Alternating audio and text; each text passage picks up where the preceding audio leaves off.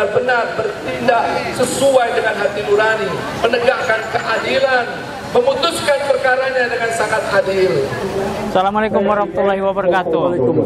Pemirsa, saat ini saya bersama dengan kiai musik yang tak asing lagi, John Dayat, kiai musik John Dayat. Ini suhunya musisi, boleh musisi jalanan juga.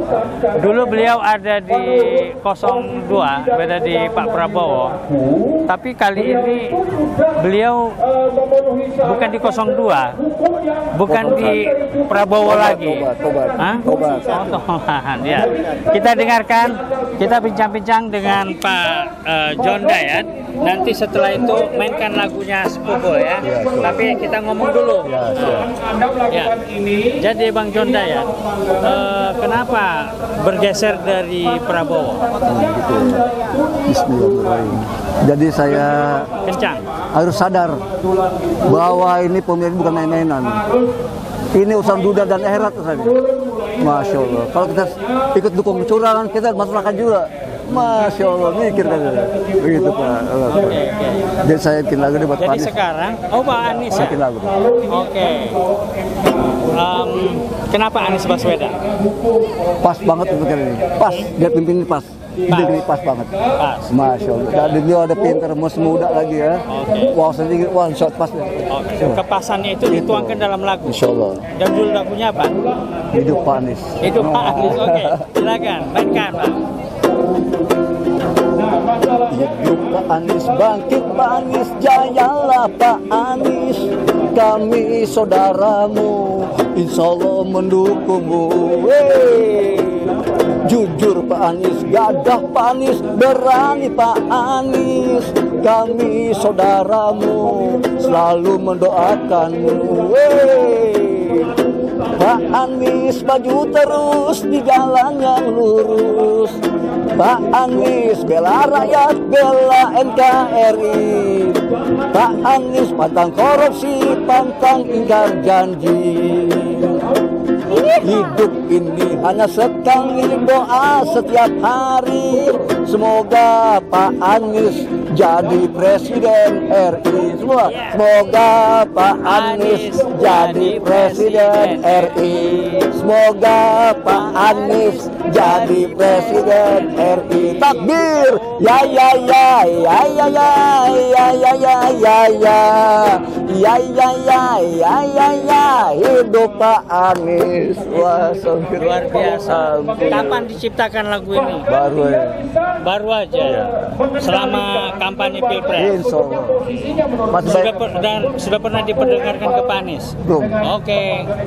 Mudah-mudahan Pak Anies mendengarkan KB Anies TV yang dinyanyikan tadi oleh kiai musik John Dayat.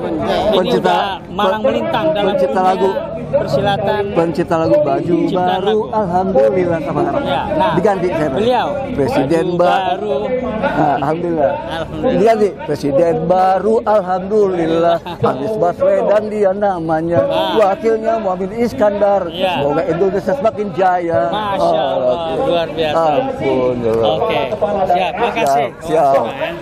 Sukses selalu. Nanti di atas nyanyi lagi. Insya Allah. John Dayat, musisi legendaris dekade 1990-an, terlihat berada di antara masa aksi damai pertama untuk menolak berbagai kecurangan selama Pilpres 2024. Aksi ini digelar oleh para pejuang perubahan di kawasan Patung Kuda, Jakarta, Rabu, tanggal 27 Maret tahun 2024. Hari itu, kalangan pejuang perubahan juga mengawal dimulainya sidang gugatan dari pihak paslon 01, Anies Baswedan Muhaimin Iskandar atau Amin di Mahkamah Konstitusi atau MK.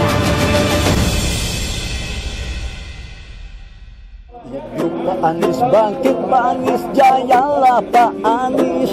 Kami saudaramu, insya Allah mendukungmu.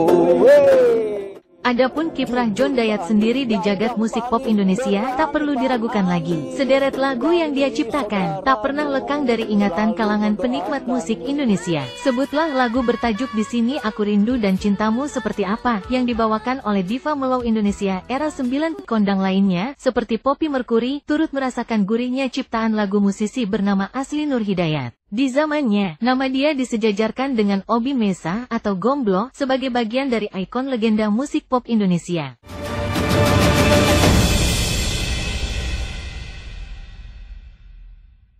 Melalui pemilihan presiden sudah selesai belum? Belum. Pilpres ini belum selesai. Pilpres bukan hanya pencoblosan, tapi Pilpres adalah juga penghitungan suara.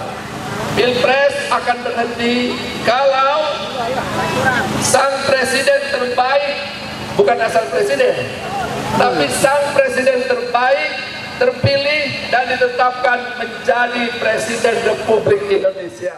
Adapun aksi damai untuk mengawal gugatan berbagai kecurangan selama Pilpres 2024 juga mulai digelar oleh pihak paslon 03 Ganjar Pranowo Mahfud MD di MK. Aksi tersebut juga untuk memberikan dukungan kepada Majelis Hakim di MK untuk memberikan keputusan yang seadil-adilnya. Karena itu, menurut para pendukung tersebut maupun kalangan aktivis pro-demokrasi, akhir dari amar putusan gugatan-gugatan tersebut bukanlah persoalan kalah atau menang, melainkan bagaimana hukum di Indonesia bisa ditegakkan seadil-adilnya. Assalamualaikum warahmatullahi wabarakatuh, saya Rika Santoso. Saya hari ini hadir di depan gedung Mahkamah Konstitusi sebagai salah satu aktivis dari pejuang perubahan. Hari ini hari pertama digelarnya persidangan atas gugatan dari dua paslon 01 dan paslon 03. Kami hadir mensupport dan memberikan tekanan kembali kepada para hakim konstitusi agar menjalankan tugasnya dengan baik. Kami rakyat hanya menginginkan kebenaran dan keadilan dijalankan. Seperti kita ketahui, Ketua KPU beberapa kali melakukan pelanggaran terhadap baik etik maupun beberapa hukum yang harusnya dijalankan. Namun, sampai sejauh ini setelah beberapa kali terjadi pelanggaran dan dugaan kecurangan, sanksi yang diberikan hanya sebatas sanksi teguran saja dan sanksi peringatan agar tidak kembali mengulangi perbuatannya. Saya rasa sebagai warga negara, hal ini tidak boleh dilakukan. Karena selaku aparatur negara, selaku penegak hukum, di sini saya bilang selaku penegak hukum, karena Ketua KPU, selaku penyelenggara pemilu, seharusnya lebih paham dan lebih mengetahui peraturan. Dan jika melakukan pelanggaran, seharusnya menerima sanksi yang berat. Semoga saja para hakim konstitusional yang dimulai hari ini melakukan sidang, yaitu hearing atau mendengarkan dakwaan atau mendengarkan apa yang menjadi keberatan dan tuntutan dari paslon 01, terbuka hatinya, terbuka mata dan telinganya sehingga menjalankan tugasnya dengan baik. Selaku hakim konstitusi, andalan kita adalah semoga saja hukum tidak berat sebelah. Semoga saja hukum tidak memihak ke salah satu dan benar-benar menjalankan tugasnya dengan baik. Semoga dengan terjadinya MK yang dituntut oleh paslon 01 dan 03, rakyat Indonesia mendapatkan keadilannya. Di sini kami hadir bukan untuk masalah menang atau kalah. Masalah prerogatif menang atau kalah kita serahkan kepada Allah. Namun tentunya kita akan mendoakan apapun keputusannya, jika ternyata kalah, maka Allah nanti yang akan bertindak. Kita sebagai manusia sudah berikhtiar melakukan yang terbaik yang bisa kami lakukan. Ya, hari ini kami hadir pagi ini untuk bersama-sama mendampingi para tim kuasa hukum kami untuk menggugat keadilan di Mahkamah Konstitusi ini.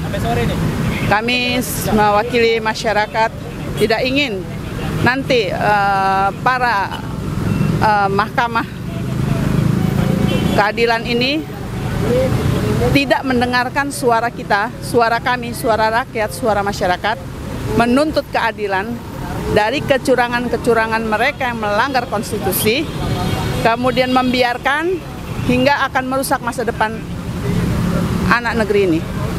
Untuk itu kami ada di sini memperjuangkan demi anak-anak bangsa ini. Jangan sampai kita salah memilih pemimpin karena kesalahan mereka begitu tampak.